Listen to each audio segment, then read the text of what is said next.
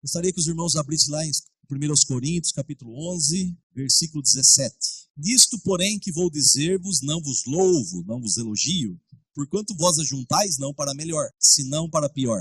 Porque antes de tudo, ouço que quando vos ajuntais na igreja, há entre vós dissensões, e em parte o creio, e até importa que haja entre vós heresias, para que os que são sinceros se manifestem entre vós. De sorte que quando vos ajuntais num lugar, não é para comer a ceia do Senhor, porque comendo, cada um toma antecipadamente sua própria ceia, e assim, um tem fome e outro embriaga-se. Não tendes, porventura, casas para comer e para beber? Ou desprezais a igreja de Deus e envergonhais os que nada têm? Que vos direi? Louvar-vos-ei nisso? Não, nisso não vos louvo.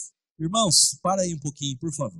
Se os irmãos lerem a primeira carta aos Coríntios, os irmãos vão poder notar que a igreja de Corinto era uma igreja problemática. Ela tinha vários problemas nela. Ela tinha incesto, ela tinha divisões. Lá tinha uns que diziam que era de Paulo, uns que era de Pedro, uns que era de Apolo. E tinha alguns que se julgavam mais espirituais e diziam, nós não, nós somos de Cristo. É nessa carta que o apóstolo Paulo diz que eles tinham todos os dons, mas também é para essa carta que Paulo fala, não vos pude falar como espirituais, senão a carnais. E é interessante, irmãos, que o problema não estava, lógico que não estava no Senhor, nunca está, mas o problema também não estava no obreiro que iniciou essa igreja, que foi o apóstolo Paulo. Iniciou, pregou muito tempo lá, eu não me lembro direito se ele começou, mas ele foi o que caminhou um bom tempo lá. Você quer ver? 1 Coríntios capítulo 2, versículo 1. Porque, irmãos, nós temos que ser sinceros. Não dá para a gente esperar de uma certa congregação quando a liderança está corrompida. Lembra outro dia que eu falei de uma senhora, não sei se a gente chama de irmã, que ela anda com chifre na mão, falando que ali sai unção, não sei o quê? Apóstola Sol, lembra? Pois agora está na televisão. E agora eles têm uma gruta sagrada lá no monte, não sei aonde. Então, o que você vai esperar de um povo que está debaixo de uma liderança tão corrompida dessa? Então, a gente também tem que ser sincero. A gente gosta de falar dos irmãos, mas também tem certos obreiros que, misericórdia, não? Perdem a oportunidade de ficar quieto, né? Então, mas não é o caso da igreja de Corinto. 1 Coríntios 2, Paulo dizendo, e eu, irmãos, quando fui ter convosco, quando eu fui até vocês, anunciando-vos o testemunho de Deus, não fui com sublimidade de palavras ou de sabedoria. Por quê?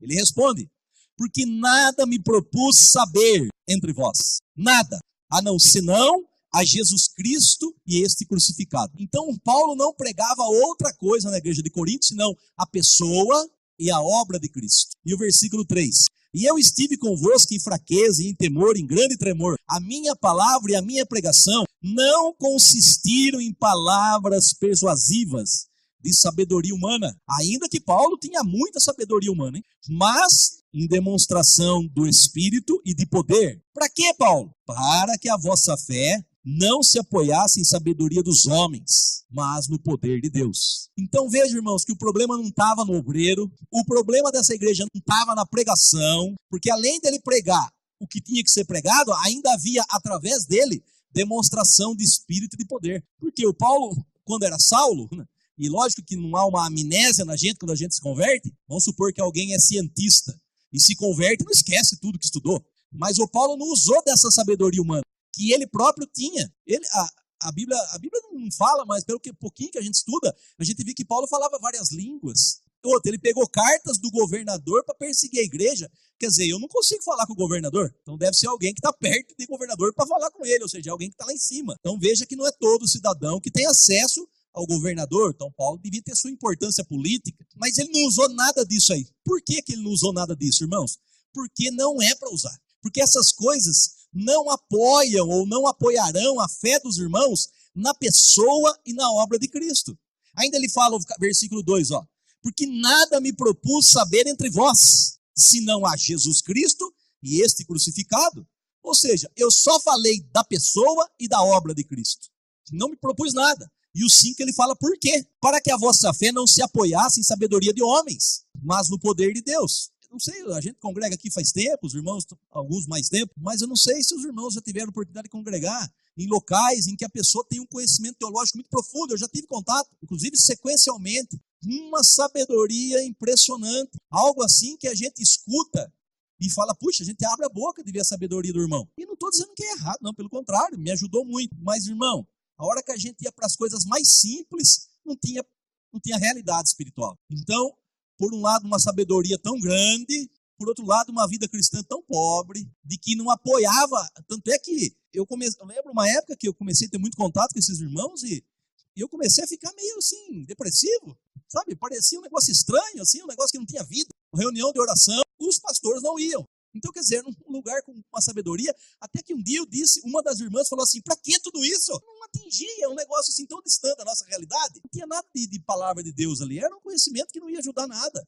Se o Davi era ruivo, era baixo, era alto, se o mar vermelho, umas coisas que não trazia nada. O Paulo não usou nada disso. Falou de Cristo e da obra dele da cruz, e não foi assim apenas uma pregação verbal, mas foi demonstração do Espírito de poder. De modo, irmãos, que lá em Corinto ele fala, não vos falta dom algum. Irmãos, por que essa igreja era tão problemática? Vocês viram na leitura que a gente fez? A primeira lá, do capítulo 11, a partir do versículo 17, até o 22, né? Do 23 em diante é a ceia. Me dá a impressão que a ceia que eles faziam era um jantar, ou uma festa, alguma coisa maior do que a gente faz. E me parece que cada um trazia um pouco, não sei se a igreja que dividia isso, mas enfim, era um negócio, demorava mais, a impressão que eu tenho.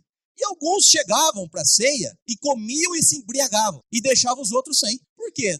É normal que no grupo, né, na congregação, tenha uns financeiramente mais abastados que os outros. Então os que tinham muito levavam, vamos falar o pão, levavam um pãozão desse tamanho aqui. E o mais humildezinho levava um pãozinho assim. O que levava o pãozão, chegava lá e comia com pressa, comia. E o que chegava com o pãozinho não tinha para ele. Entende ou não? Então Paulo fala, vocês se juntam não para melhor, senão para pior. Porque enquanto um passa fome, um fica sem nada, o outro até se embriaga. Então veja que não era com suco de uva que eles participavam, né? Era com vinho realmente, porque alguém já ficou bêbado tomando suco de uva aí? Então não era suco de uva que você tinha tomando. Alguém ficou bêbado tomando Coca-Cola aí? Então puseram pinga na sua coca. Mas irmãos, por que isso acontecia? Porque eles não eram submissos a Deus. Irmãos, me permita. A palavra submissão tem vários significados. Um deles é condição em que se é obrigado a obedecer. Vamos dar um exemplo. No país, nós somos um país democrático, né? Mas vamos falar um país onde não tem democracia. Um país lá onde tem os muçulmanos, um país árabe. Então, o patrão, não sei nem se chama patrão, mas vamos falar, o patrão chega e fala, você tem que fazer isso, hein? Se você não fizer, você está despedido. E ele não tem direitos trabalhistas, não existe essas coisas. Então, ele não é submisso, ele não tem disposição de obedecer, ele é obrigado a obedecer, porque senão ele vai arcar com as consequências dessa insubmissão. Mas não é essa submissão que a Bíblia está ensinando. A palavra submissão também quer dizer disposição para obedecer. É essa submissão que o Senhor espera de nós, irmãos. Uma disposição para obedecer a sua palavra. E era isso exatamente que faltava na igreja de Corinto. Porque, irmão, quando a gente tem disposição para obedecer a Deus, a gente pensa antes de tomar qualquer atitude. E quando a gente tem disposição para servir uns aos outros, a gente não vai comer 10 bifes e deixar o irmão sem nenhum. Se a gente está fazendo isso, é porque a gente não é submisso. E a Bíblia diz, submetei-vos uns aos outros. Esteja disposto a servir uns aos outros. E enquanto o irmão for usado na palavra, inclusive obedecer a palavra que veio através daquele irmão. Então, irmão, a igreja de Corinto tinha todos os dons, toda a palavra, tinha o poder de Deus. O obreiro não era o problema, não era a apóstola Sol que estava lá, Genor-Duque. Eu digo, irmão, não vai demorar muito, vai aparecer na televisão, dízimo de 8%. Escuta, eu falei para você. Se pagar no cartão vai ter desconto, no débito, escute, vai chegar esse, porque o nível de heresia não é possível. Não é possível. Esses dias a mulher do Genor-Duque punha o pé assim, quem tocava no pé dela recebia unção. Então, olha, eu não sei se eu tenho dó, se eu tenho raiva dessa turma que põe a mão no pé dela. Era bom que pegasse frieira para prender. Fala, onde é essa frieira aqui? Foi do pé da mulher do Genor-Duque. Ou passar a frieira para ela. Algum com a mão cheia de micose, passar no pé dela para ela se prender. Mas não sei se dá dó ou se dá raiva, porque não é possível ser tão ignorante desse jeito, não é? Se eu pôr o pé aqui, você vai pôr a mão? Tem que dar um chute, não sei se você vier pôr a mão. Mas tem lugar que vai pôr a mão. O manto sagrado na gruta do anjo.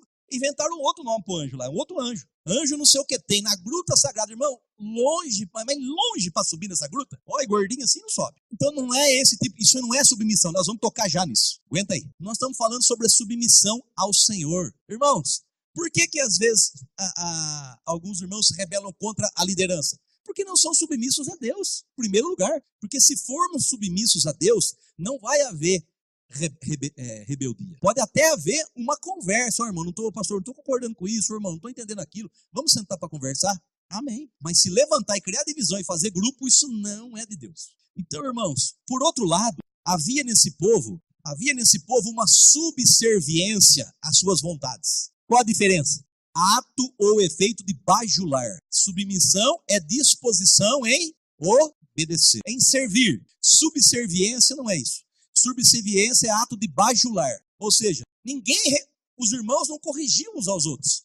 Porque a Bíblia fala isso, não fala? Que um irmão deve corrigir o outro na palavra, uns exortai-vos uns aos outros, corrigivam uns aos outros. Então havia por parte da igreja de Corinto uma bajulação em cima deles mesmos. Por quê? Nós somos espirituais, nós temos todos os dons. Nós temos todos os dons aqui. Nenhuma palavra nos faltou.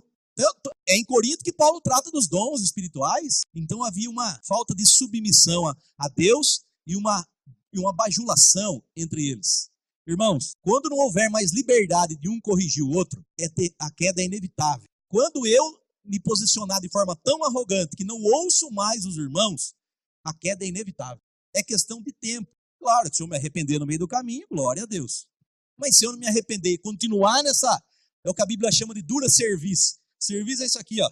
Dura quer dizer, não abaixa, é dura. Então, se a gente continuar com a serviço dura, a queda é inevitável. Porque, irmãos, toda a igreja, todos os que são do Senhor, todos os que são lavados no sangue de Jesus e se converteram, são templo do Espírito Santo. E o Espírito Santo usa toda a igreja do jeito que ele achar que deve. Então, não pense que eu estou usando o microfone e tem um grau de importância maior do que o irmão. Não existe isso. Existem funções diferentes dentro do corpo. Funções de liderança, dons de serviço, dons de socorro, etc, etc, etc, etc. Mas não significa em absoluto que eu seja mais espiritual, mais importante e intocável. Não existe. Então, todo irmão tem o direito e até o dever de, na palavra, me corrigir quando eu estou errado. Mas na palavra. Mas eu acho. Nem vá corrigir. É na palavra. A palavra diz isso. Então, irmão, o que você fez é aquilo, eu acho que não está correto. Muito obrigado. É assim que nós devemos caminhar. Todos nós submissos a Deus, uns submissos aos outros. Numa outra oportunidade, nós vamos falar sobre submissão à liderança. Hoje nós vamos falar apenas sobre submissão a Deus. Irmãos, qual que é o grande perigo da subserviência? É fechar os olhos para o erro. As maiores barbáries acontecendo no meio da congregação e ninguém se levanta para tomar uma posição. Estou dizendo a nossa, em misericórdia, hein? Estou dizendo de uma forma geral. Mas se eu falar, eles vão botar eu para fora. Que bote, mas pelo menos a sua posição diante de Deus está correta. Não, mas se eu falar, vão mandar eu para a cruz. Que mande. Você leu na Bíblia já, existe outro tipo de resultado para quem é fiel a Deus? A não ser o sofrimento? A Bíblia diz, quem quiser servir a Deus piedosamente, padecerá perseguições. Não tem jeito. Não, mas se eu tomar posição, não tem o que vão pensar, o que não vão pensar. Dentro da palavra, com respeito, com temor, sem fazer escândalo, sem querer brilhar mais do que a estrela, na sua posição. Isso está errado. Mas nem olha mais para mim. Que não olhe. Nós vamos ficar na posição correta. Se isso acontecesse, irmãos, muitas congregações seriam salvas. Mas muitas estão perecendo porque alguns líderes, claro, eu não estou falando de nós aqui, misericórdia, estou falando de uma forma geral. Alguns líderes se perderam de tal forma porque ninguém chegou lá e falou. E alguns tentaram falar, foram postos para fora. Não importa, mas pelo menos tomaram uma posição lá diante de Deus, no dia de juízo, não vai ser corrigido, punido por omissão. E pode estar certo, irmãos, tem gente que sempre está olhando. Quando a pessoa é fiel a Deus, pode estar certo. Sempre tem alguém olhando para ela. Por que aquele irmão fez isso? Hein? Às vezes não fala, sabe? Mas fica pensando. E se a pessoa é realmente de Deus, ela vai orar. Fala, por que o fulano fez isso? Ele sempre foi um exemplo aqui dentro. Sempre foi uma bênção para nós. Agora ele tomou uma posição estranha. Vamos procurar saber. Agora, quem já está vendido ao erro, aí tem o que fazer, né? Então, irmãos, voltando. Essa disposição para obedecer precisa estar no coração da igreja, irmãos. Porque submissão não é uma escolha para aqueles que querem caminhar de fato com o Senhor. Submissão é um estilo de vida, é a forma da gente se conduzir. Submissão ao Senhor, submissão à sua palavra. A palavra de Deus disse, está dito numa argumentação. Por um lado, há anos atrás, muitos anos atrás, quando a igreja era culturalmente e intelectualmente pobre, vamos dizer assim, nós não tínhamos doutores no meio da igreja, nós não tínhamos pessoas formadas em faculdade, nós não tínhamos há 100 anos atrás, 60 anos atrás. O que reinava era a humildade, era a simplicidade. Mas, irmãos, a palavra de Deus disse estava dito. E o poder de Deus se manifestava.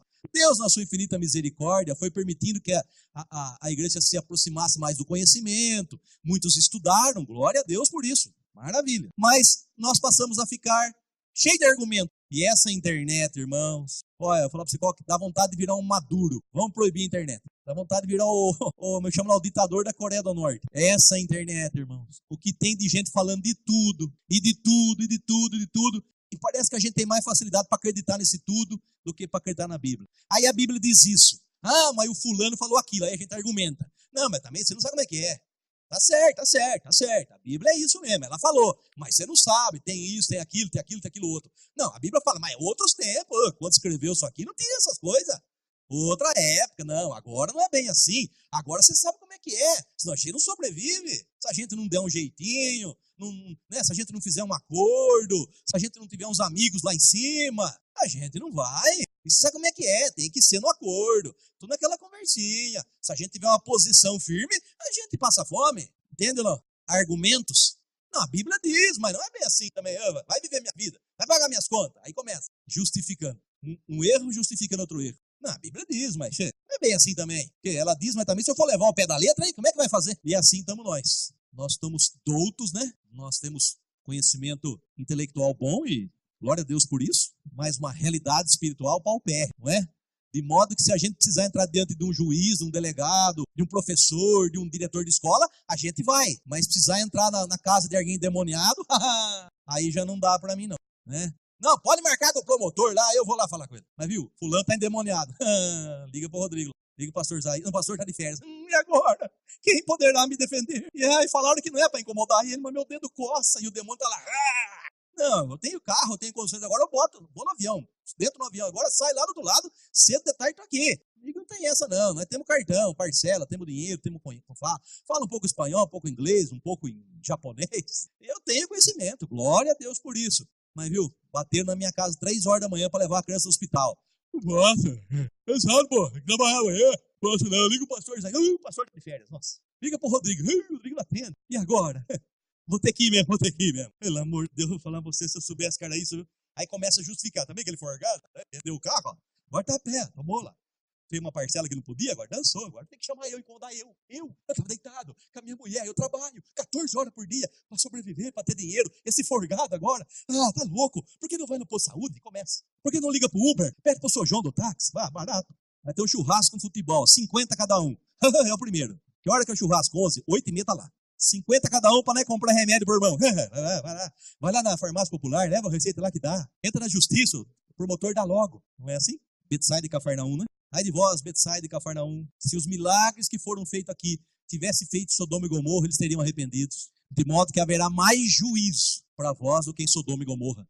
Vai estudar como é que estava Sodoma e Gomorra para você ver. O negócio estava tão sinistro que os anjos chegaram lá, os homens queriam fazer sexo com os anjos. Imagina! E Cafarnaum tem juízo pior do que esse lugar. Por quê? Porque desprezaram Jesus. E nós, irmão, vede que não desprezais tão grande salvação. Queridos irmãos, submissão, disposição para obedecer. Eu quero lembrar os irmãos para a gente fazer a ceia e orar. Deus não é democrata. Deus não é democrata. Deus não vai ser trocado. Deus não tem cargo eletivo. Deus não muda cada 4 anos, cada 8 anos. Deus não é votável. Não vai trocar. O Senhor não vai sair. Ano que vem tem eleição para prefeito. Não vai ter para Deus. Daqui 4 anos eleição para presidente. Para Deus não vai ter. Não existe eleição para Deus. A Bíblia chama ele de rei dos reis. Não é governador dos governadores. Presidente dos presidentes. Não tem eleição para rei. Ainda mais rei ressurreto, que nem a morte pôde segurá-lo, não haverá eleição. E a sua palavra não pode ser feito um decreto. Não se tem medida provisória na palavra. Não se vai pro Senado e para a Câmara para votar, para ver, que nem agora o Bolsonaro fez um decreto da arma. Agora vai pro STF. Não existe isso na Bíblia. Aí o presidente da Câmara, não, vamos anotar, vamos fazer, ver se é inconstitucional. Aí o Senado, mesma coisa. Aí o PT, mesma coisa. Quer dizer, é um rolo. Ainda mais agora que eu comprei 1000 balas. O que eu faço agora? Toca devolver? Esse rolo. Não tem isso aí com Deus. Não vai ter um decreto. Não, vamos sentar. Batista Quadrangular Assembleia. Sentaram, chegaram a um acordo, os homens da Beca, de que esse texto não é certo. Faremos um decreto. Vamos colocar assim, que a gente pode pregar, mas não pode falar contra o homossexualismo. Um decreto não existe isso. Tem que falar contra, assim, é pecado e vai para o inferno. Pronto. Mas se não fizer o casamento, vai prender. Eu não fumo, então leva pelo menos um doce. Não vai haver, entende, irmãos? Não vai haver. Não, virou o ano. Não muda nada. Deus é o mesmo ontem, hoje, sempre. Suas leis permanecem eternas. O sol vai estar lá desde o dia que ele achar que deve estar. As leis deles vão funcionar. Não vai ter um dia que hoje o anjo acordou meio perdido. E aí, Senhor, quanto que eu vou hoje? Não tem essa correria. Dia 10. Dia 10, tem que pagar a conta. Não tem essa correria lá no céu. Viu? Olha lá, turma, o que eles estão fazendo lá embaixo. Aí, Deus, o Pai olha para Jesus e fala, e agora, Jesus, o que nós vamos fazer? Não tem essas coisas. Não tem. No seu trono, Deus julga com equidade. Deus não tem pressa porque Ele tem eternidade aos seus pés. Nada passa desapercebido, nem uma folha de uma árvore. Até o fio de cabelo das nossas cabeças estão contados. Que Deus é esse, irmão? Que consegue fazer uma estrela que de nós está 4,5 trilhões de quilômetros. Lembra que eu preguei domingo passado, retrasado, me lembro? Que eu falei sobre a distância da estrela? O tamanho desse Deus, que o universo foi criado para mostrar a glória, ao mesmo tempo, nenhuma folha de uma árvore cai sem que ele saiba, e até os cabelos das nossas cabeças estão todos contados. Não muda. Então é o seguinte, mudemos nós. Se a gente está insubmisso à palavra de Deus, nos submetamos agora. Não, mas sabe como é que é? Não tem que saber como é que é. É assim, ponto final, e fecha a página e vamos para frente. Eu é que tenho que mudar a minha vida, abandonar coisas, adotar outras, para que a minha vida se encaixe dentro da palavra. E quero reforçar a palavra do irmão Neto que ele pregou numa quarta aqui. Nós precisamos de Deus até para buscá-lo. Então, dependamos da força do Senhor para buscá-lo. Mas desejemos buscá-lo ao Senhor. Quem busca, acha. Quem não busca, quem bate e quem não bate. E quem pede, então busque, bata e peça. Busquemos, batamos e peçamos, que aí nós vamos encontrar. Mas se a gente não fizer isso, não vai acontecer. Então, meu irmão, na outra oportunidade que eu tiver, nós vamos falar sobre submissão à liderança. E também submissão uns aos outros. Liderança na sua função e depois nós, irmãos, uns aos outros. Por hoje fica nessa. A igreja de Corinto tinha tudo para ser uma bênção, mas recebeu repreensões severíssimas da parte de Deus, porque não se submetiam. Recebiam, mas não submetiam. Recebiam, mas não submetiam. Até que o Paulo chegou com essa carta, depois a segunda carta também, dando cada pancada, dizendo até para tirar esse nico do meio de vós. Então veja, que tinha um enteado, se eu não me engano é isso, um enteado tendo um relacionamento com a madrasta. Aí o Paulo fala, tira esse nico do meio de vós. Tira. Não é para aguentar ele no meio, não é para falar tadinho, não. Tira fora. Expulsa ele da igreja. Não é para ele ir para o inferno, não. É para que ele se arrependa e o espírito seja salvo no último dia. Porque lá no mundo ele vai sofrer. Lá ele vai ver o que é bom para tosse, como a minha mãe falava. E aí ele vai correr rapidinho para Jesus. Não é mandando ele para o inferno, não é condenando.